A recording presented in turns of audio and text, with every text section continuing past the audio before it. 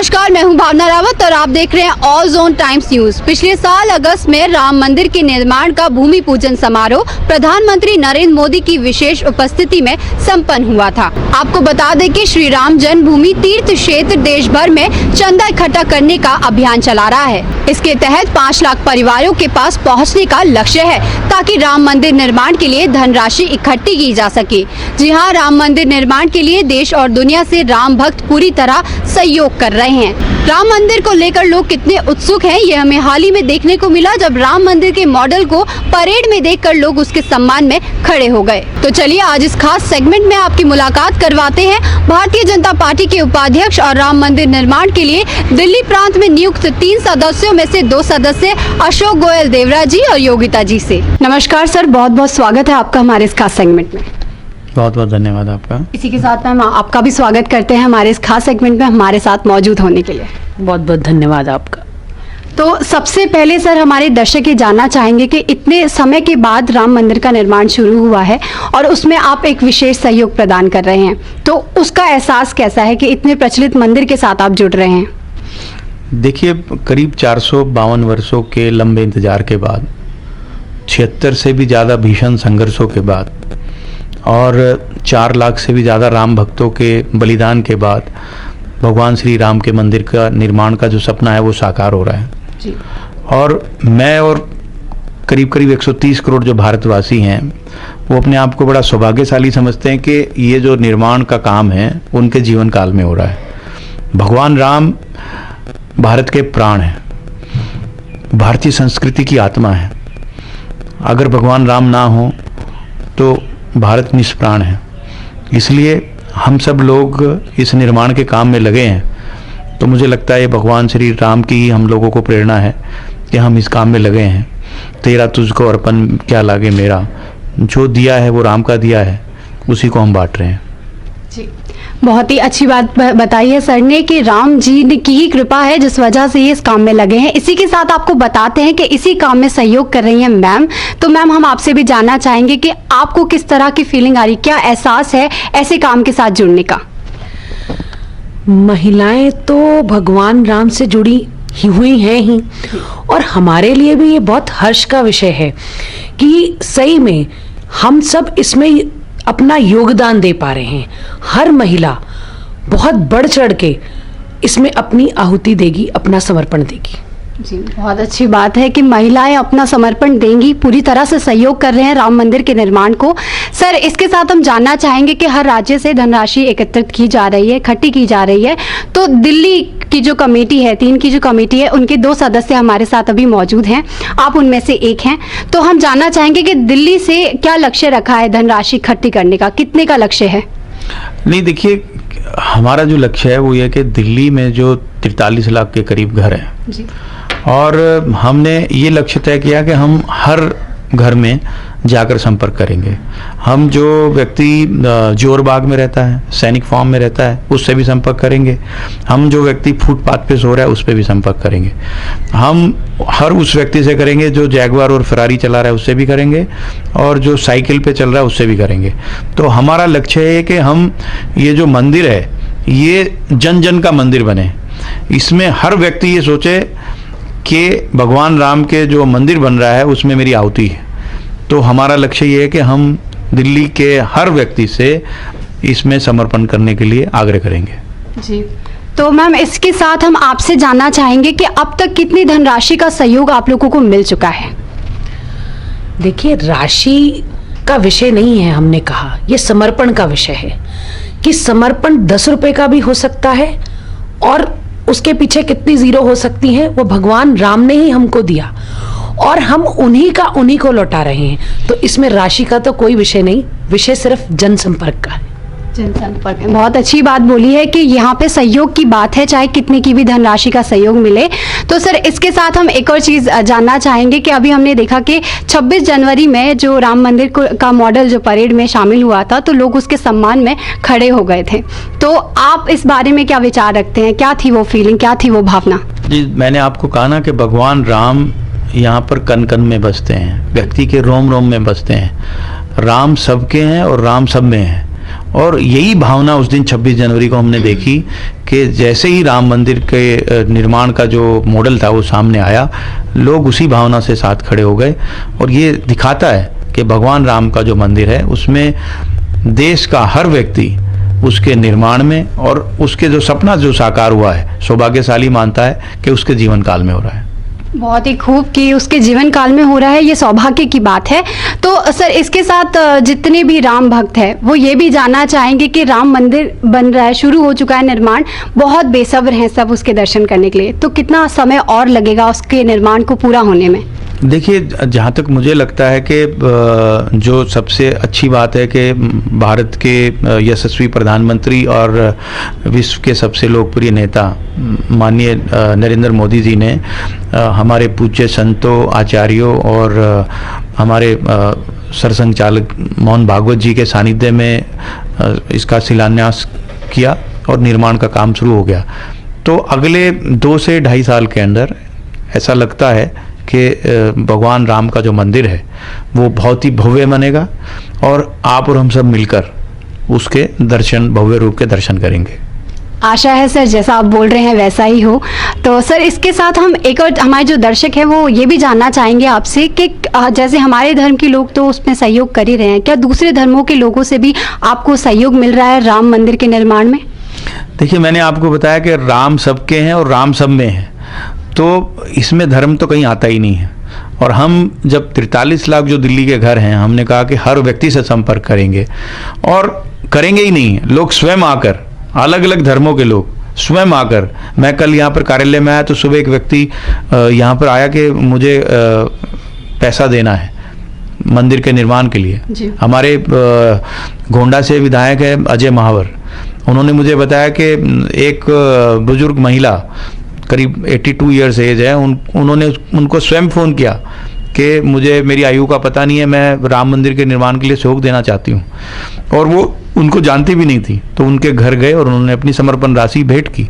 तो इसलिए ये धर्म का विषय ही नहीं है, ये भगवान राम धर्म से बहुत ऊपर हैं और वो मर्यादा पुरुषोत्तम थे। उन्होंने जिंदगी कैसे जी जाती है, कैसा व्यवहार इंसान का होना चाहिए, कैसे राजा का धर्म होना चाहिए, राम राज्य क्या है, इस सारी कल्पना हम उन्हीं से लेते हैं। तो हर व्यक्ति इसमें कंट्रीब्यूट कर रहा है।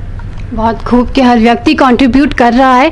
सर, इसी के साथ हम ये जानना चाहेंगे कि भाजपा की सरकार जब तक रही उसी के राज में हमने राम मंदिर की शुरुआत देखी है कि निर्माण शुरू हुआ है, लेकिन 26 जनवरी को जिस तरह से मॉडल तो देखा सबने, उसके अलावा एक और चीज़ देखी थी, जो किसानों की जो रैली हुई और जो भी हंगामा हुआ था दिल्ली में, तो वो बहुत ही ऐसी चीज़ हुई है जो कोई भी नहीं भुला सकता। तो उस पर आपका क्या विचार है? किसकी गलती थी वो, किसानों की, पुलिस की या केंद्र सरकार की? नहीं, देखिए, जो 26 जनवरी की जो घटना हुई है उसको उसकी जितनी कड़ी निंदा की जाए उतनी कम है। किसानों के नाम पर, भोले वाले किसानों के नाम पर जो आंदोलन यहाँ पर कुछ राजनीतिक पार्टियाँ चला रही है और उनको उकसा रही है, तो ये उनको देश से माफ़ी मांगनी चाहिए। कांग्रेस पार्टी, राहुल गांधी जी जो उनके नेता हैं, पहले एक बड़ी रैली करते हैं, फिर लोगों को उकसाते हैं और धरने पर उनको बैठाने के लिए आग्रह करते हैं।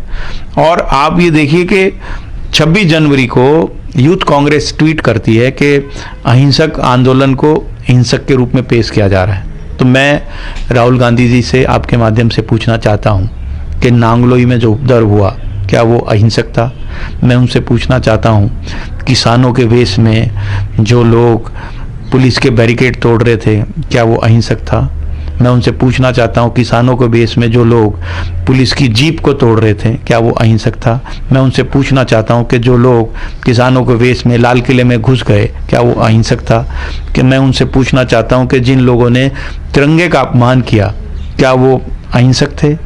इन सब बातों का जवाब कांग्रेस पार्टी को, राहुल गांधी को देना पड़ेगा और देश से उनको माफ़ी मांगनी चाहिए कि वो आज पूरी तरह से विलुप्त हो रही है। कांग्रेस पार्टी हर जगह चुनाव हार रही है और दूसरी तरफ मोदी जी विश्व के सबसे लोकप्रिय नेता के रूप में उभर रहे हैं, देश के 130 करोड़ लोगों के बीच में और ज़्यादा से ज़्यादा लोकप्रिय हो रहे हैं और अपनी पार्टी की प्रासंगिकता रखने के लिए वो लोग, कांग्रेस पार्टी इस हद तक आ गई है कि आंदोलन करवाने के नाम पर, हिंसा उकसाने के नाम पर, और फिर अगर कोई उसके अंदर गोली चल जाए या कोई हिंसा हो जाए तो उसको भुनाने के नाम पर। एक हमारे बड़े वरिष्ठ पत्रकार हैं जिन्होंने के एक किसान की जो मृत्यु हुई तो उन्होंने उसके ऊपर ट्वीट भी कर दिया, लाइव टेलीकास्ट भी कर दिया कि किसान की गोली मारकर पुलिस ने हत्या कर दी, हेड पर गोली मारी,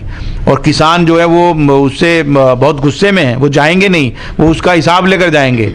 और कुछ ही देर के बाद हमने देखा कि वो किसान जो स्टंट कर रहा था, स्टंट की वजह से उसकी मृत्यु हुई। तो ऐसे लोगों को, देश के लोगों को ने पहचाना है कि किसानों के नाम पर ये जो लोग राजनीति कर रहे थे और किसानों के नाम पर ये जो लोग दंगा भड़काने की कोशिश कर रहे थे और उस दंगा भड़काकर जो लाशों की राजनीति करना चाहते थे, सीए के वक्त भी हमने देखा और अभी किसान आंदोलन के वक्त भी देखा, और देश की जनता के सामने ये बुरी तरह से एक्सपोज हो गए हैं। इनकी जितनी निंदा की जाए कम है और इन लोगों को देश से माफी मांगनी चाहिए। जी बिल्कुल, कि जितनी भी निंदा की जाए बहुत ही कम है। मैम, हम आपसे जानना चाहेंगे कि पहले जो बीजेपी सरकार थी किसानों के साथ हमेशा खड़ी रही है, तो आज ऐसा क्या हो गया कि किसान बीजेपी के ही अगेंस्ट हो चुका है? किसान आज भी बीजेपी के साथ ही है और साथ ही रहेगा।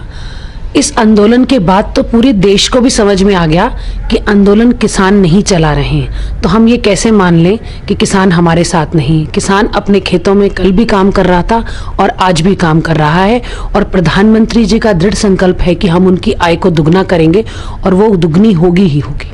जी बिल्कुल सही। सर, किसानों के साथ भारत सरकार ने 10 दौर की वार्ताएं की है, क्लोज टू क्लोज उनसे डिस्कस किया है।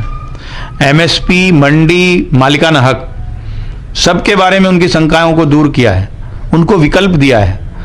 उसके बावजूद अगर वो उस पर चर्चा नहीं कर रहे और अपनी सभी दौर की जो वार्ताएं हैं, पुलिस के साथ उन्होंने जो समझौते किए उन सबको तोड़ रहे हैं और लाल किले पे जा रहे हैं, तो आप ये समझ सकते हैं ये लोग किसान नहीं, किसान के बेस में कुछ और लोग हैं, अराजक तत्व हैं और ये देश को अस्थिर करना चाहते हैं, देश में दंगा भड़काना चाहते हैं। देश का किसान नरेंद्र मोदी जी के साथ है, नरेंद्र मोदी जी की नीतियों के साथ है, और जिस तरह से पिछले 6 वर्षों में किसानों के लिए भारत सरकार ने नरेंद्र मोदी जी के नेतृत्व में काम किया है, इतना पिछले 70 वर्षों में नहीं हुआ, और ये इनका सबका जो बुरा चेहरा था वो सभी के सामने एक्सपोज हो गया। जी, तो सर इसके साथ हम एक और चीज़ आपसे जानना चाहेंगे कि जो लाल किले पे हुआ, तिरंगे का अपमान हुआ है उस दिन, तो आप क्या कहेंगे, क्या इसको आप आंदोलन का नाम देंगे जो उस दिन हुआ? नहीं, ये देखिए कोई आंदोलन नहीं है, ये कुछ लोगों की इंटरनेशनल साजिश है। उस साजिश के अंदर ये लोग भारत को स्थिर करना चाहते हैं, भारत की जो लोकप्रियता पूरे विश्व में बढ़ रही है उसको स्थिर करना चाहते हैं, लेकिन इसमें कुछ भोले भाले किसानों को इन्होंने गुमराह किया।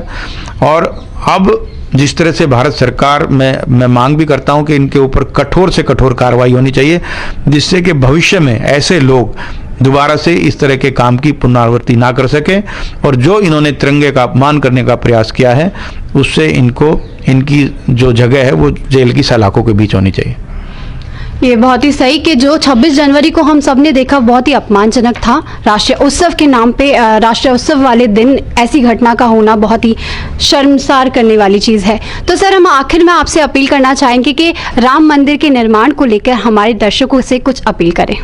देखिए, मैं ऑल टाइम जोन्स के सभी आपके माध्यम से सभी दर्शकों से अपील करना चाहता हूं कि भगवान राम का मंदिर का निर्माण कार्य शुरू हो गया है, और भगवान राम ने जो भी आप सबको दिया है उसमें से कुछ बांटने का अवसर है, और कोई भी व्यक्ति छोटे से छोटा योगदान भी इसमें जो करेगा पुण्य का भागी बनना चाहिए।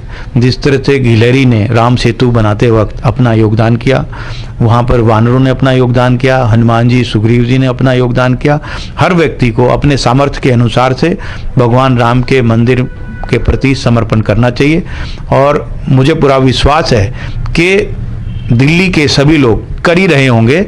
और मैं मानता हूं कि जिनके पास हम लोग नहीं पहुंच पाए हैं, निश्चित रूप से जो ये हमारा अभियान है 15 जनवरी से आरंभ हुआ और 27 फरवरी तक चलेगा, जिनके पास हम नहीं पहुंच पाए हैं निश्चित रूप से हम प्रयास करेंगे। और भगवान श्री राम के मंदिर में आप लोग ऑनलाइन भी दे सकते हैं और जो हमारे राम भक्त यहाँ पर इस अभियान के लिए आएंगे उनको भी आप डोनेट कर सकते हैं, उनको भी आप अपनी निधि समर्पण कर सकते हैं। इसी आग्रह के साथ आपका बहुत बहुत धन्यवाद। मैम, हम आखिर में आपसे भी चाहेंगे कि आप भी हमारे दर्शकों से राम निर्माण के मंदिर को लेकर कुछ अपील करें। राम का मंदिर राष्ट्र का मंदिर है, तो राष्ट्र के मंदिर में हम सबकी जो आहुति हो सकती है, जो समर्पण हो सकता है, भगवान राम का ही दिया हुआ है, उसमें ज़्यादा से ज़्यादा बढ़ चढ़ कर हिस्सा लें।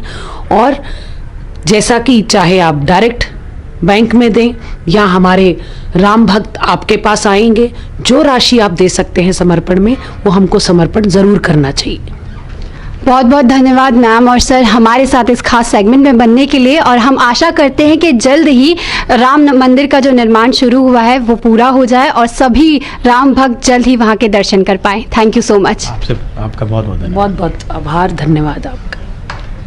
तो ये थे हमारे साथ भाजपा दिल्ली प्रदेश कार्यालय से अशोक गोयल देवरा जी और योगिता जी। हम भी आशा करते हैं कि राम मंदिर का निर्माण जल्द ही पूरा हो ताकि सभी राम भक्त जल्द ही राम मंदिर के दर्शन कर पाए। इस सेगमेंट में फिलहाल इतना ही। ऐसी ही खबरों के लिए देखते रहिए ऑल जोन टाइम्स न्यूज़ और साथ ही पढ़ते रहिए ऑल जोन टाइम्स समाचार पत्र।